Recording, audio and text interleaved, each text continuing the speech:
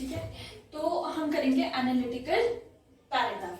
तो बेसिकली पहले हमको ये पता होना चाहिए कि एनालिटिकल पैराग्राफ होता क्या, ठीक है।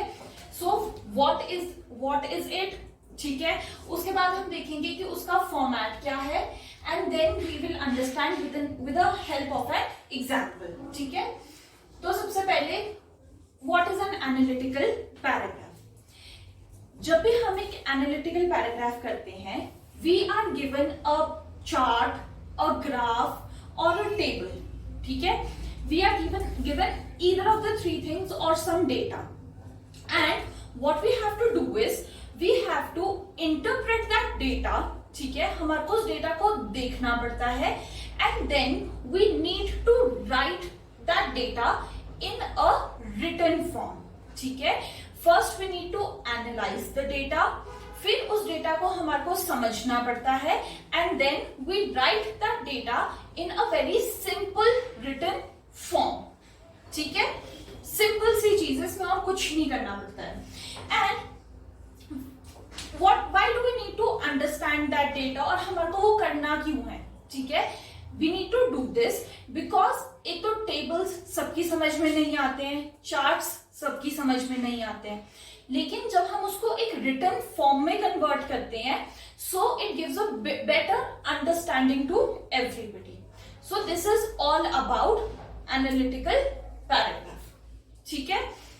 फिर क्या होता है, whenever we write an analytical paragraph, जो भी हमने डेटा को एनालाइज किया होता है, हमने किसी चार्ट को एनालाइज किया होता है, उसकी हम एक कंक्लूजन लिखते हैं, ठीक है। और वो जो कंक्लूजन होती है, that has to be very apt and on the basis of your reading of the data, ठीक है। जब भी हम कोई एनालिटिकल पैराग्राफ लिखते हैं, हम उसमें कभी भी अपने कंक्लूजन्स, अपने व्यू पॉइंट्स नहीं डालते हैं। That is a strict no for analytical paragraphs, ठीक है। So this is what is an analytical paragraph. समझ आया? Now we need to understand the basic format. जब भी हम फॉर्मेट करते हैं एनालिटिकल पैराग्राफ का, it is almost of 100 to 120 words, ठीक है। बेसिकली ये 100 to 120 वर्ड्स का आता है, but the word limit can exceed up to 150 words depending upon the marks, ठीक है। सबसे पहले हम करते क्या है एनालिटिकल पैराग्राफ में, ठीक है। सबसे पहले we have to write down the introduction,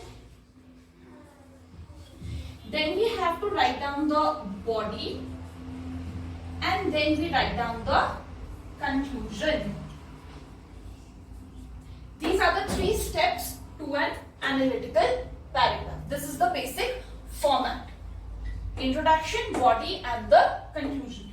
जब भी हम introduction लिखते हैं, we use the phrases like the line graph shows, ठीक है। आप लोग ना ये phrases note down कर सकते हो अपने उसमें, because this will enhance the marks, ठीक है, या फिर this will enhance the writing quality. So you can use the phrases as the line graph shows. Number 2, the table suggests.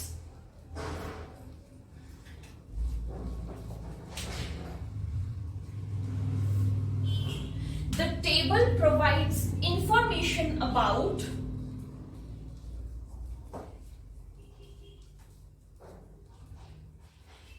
या फिर the pie chart illustrates and many more, ठीक है।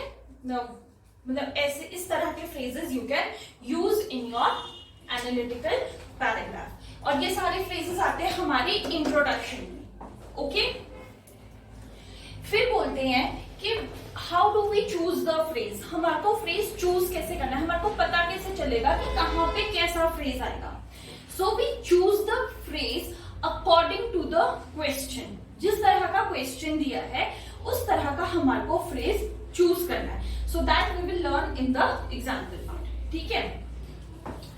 तो इतना सा तो हमारी इंट्रोडक्शन होगी, और जो इंट्रोडक्शन होती है दैट इज बेसिकली ऑफ 1 या फिर 2 लाइन्स, ठीक है। बेसिकली आपका ये 1 लाइन में फिनिश हो जाता है, लेकिन if by chance one line में फिनिश ना हो then you can use 2 lines for it, for the introduction part.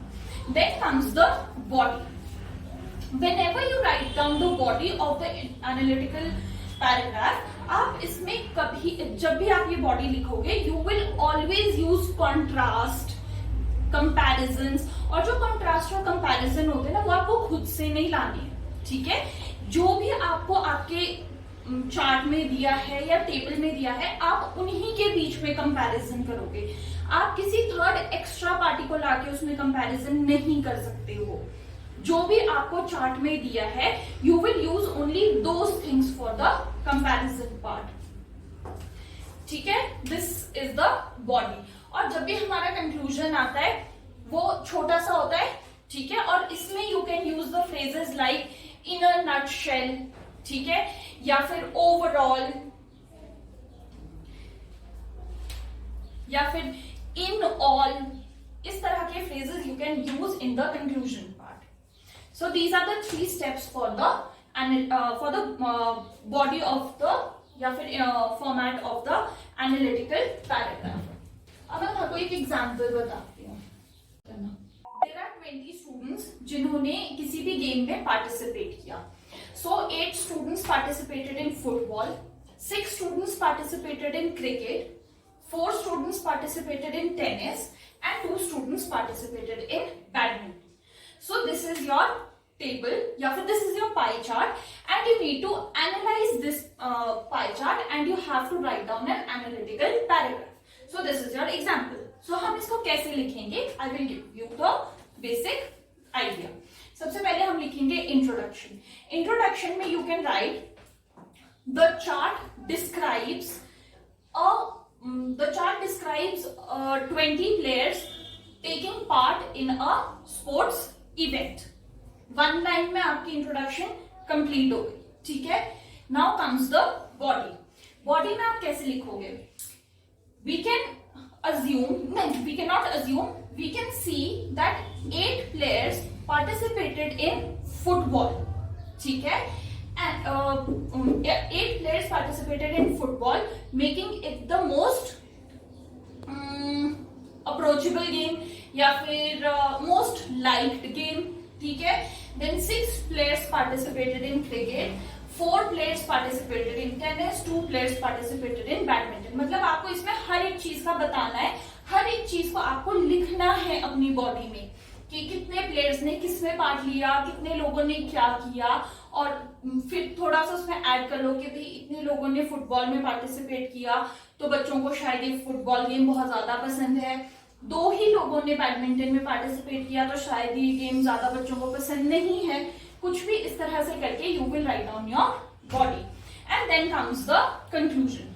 फिर कंक्लूजन में यू विल राइट डाउन के in a nutshell we can see that football was the most liked game by the students, whereas badminton was the least liked game by the students because the least number of students participated in badminton and most number of students participated in football. And this is the end of your analytical paragraph. सिर्फ इतना सा होता है analytical paragraph. इसमें सिर्फ ये होता है कि you are given a chart और अ टेबल और a graph and you need to analyse that graph और that data and you have to write that data in a very brief and a very understanding way in a written format so that it is easily understood by your readers और by the people जिनको आपको वो चीज explain करनी है। So this is all. तो कोई problem इसमें?